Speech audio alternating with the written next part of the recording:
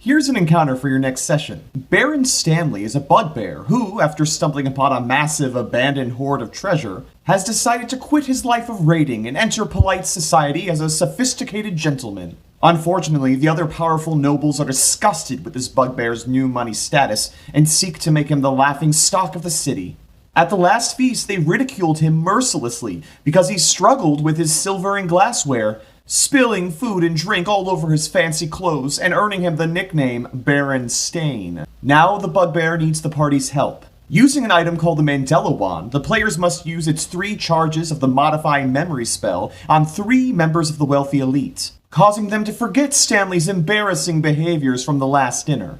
The bugbear is hoping that this causes enough uncertainty and confusion that the wealthy families just drop the hazing and name-calling for now, allowing him the chance to continue proving himself to the community. Would your party help Baron Stain with his Modified Memory plan, or bully him back to his old bugbear life? Let us know in the comments. Here's an encounter for your next session. A brilliant artificer wants to share his magical gifts and improve people's lives. Therefore, he has built a special device that condenses latent magic in the atmosphere into arcane cream puffs that then rain down on those below. Everyone who catches and consumes one of these aptly named feet balls receives 1 random feat for the next 24 hours. Some are very helpful, like a merchant who gets the mobile feat and can travel more efficiently. Or a blacksmith, who receives Ember of the Fire Giant and now won't get burned while he's working at his forge. Of course, not all matchups are perfect, but citizens have been relatively responsible with their new gifts. Unfortunately, what the good artificer didn't think of were birds swooping through the sky and snatching up the feet balls before they even hit the ground. Now, the city is overrun by intelligent birds, like shadow-touched crows that can turn invisible, telekinetic owls, and pigeons that are newly minted weapon masters and are now proficient in 4 different weapons. Save the town and take down the airship before things get any more out of hand. How else could you use feet balls in your campaign? Or what other horrifying bird feet pairings can you think of? Let us know in the comments. Here's an encounter for your next session. The party is walking through a field when several entrepreneurial kobolds interrupt them. They point to the sky, shrieking about how the clouds are getting away. Turns out the kobolds figured out how to create storage containers within the clouds themselves. They've been selling this cloud storage to nearby townsfolk and merchants. They say an evil wizard named Hefrazos has been casting control weather and pushing the clouds away. This is making it pretty difficult for the kobolds to stay in business. If the party doesn't believe that the wizard is evil, the kobolds will say that he's trying to harness the power of the sun for a doomsday device. Kobolds beg the party to return the clouds and prevent the wizard from bringing an end to their customers. What would your party do? And do they believe the kobolds? Let us know in the comments. Here's an encounter idea for your next session.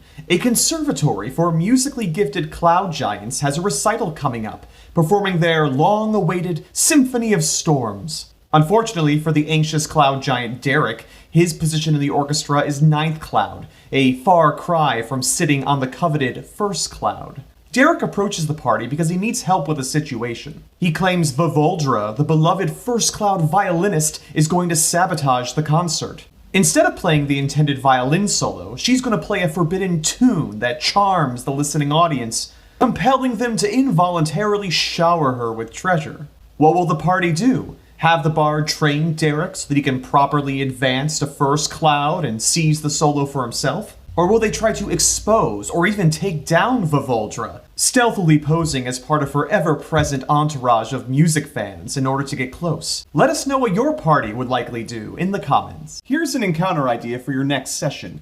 While out on patrol one day, a young guard finds a really stunning sword. Unfortunately, the weapon's previous owner is still attached and the stubborn skeleton refuses to let go. The guard has tried shaking the skeleton off, breaking it apart, and blasting it with explosives. But nothing seems to work. It seems as though something powerful keeps this former hero attached to his blade. Of course, given that it is a really sweet sword, the guard has tried to make do, clumsily wielding the weapon while slinging the skeleton awkwardly over his shoulder, even going so far as to use its ribcage as a backpack for snacks and supplies. The guard's superiors are not too pleased, because no matter how pretty the sword might be, lugging around a skeleton is just gross. Players can help the guard by either casting Speak with Dead on the skeleton, or searching the area where the sword and skeleton were found for clues. They learned the skeleton swore an oath to kill a nearby green dragon, but failed.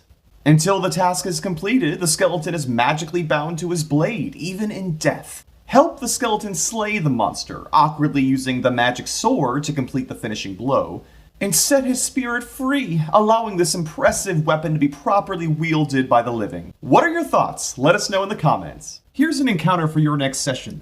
The newly reformed vampire, Graham Stoker, is trying to rebrand himself and earn back the trust of the nearby town. To do so, Graham is using his thralls as singing telegrams. These servants visit people's homes, delivering sweet, appreciative messages on birthdays and other special occasions, even going so far as to offer generous fruit baskets and beautiful floral arrangements. Recently, however, these thralls have had their deliveries sabotaged. They check their bags to find letters saying rude and disparaging messages about vampires. Investigate the mystery and discover that stealthy vampire hunters are to blame.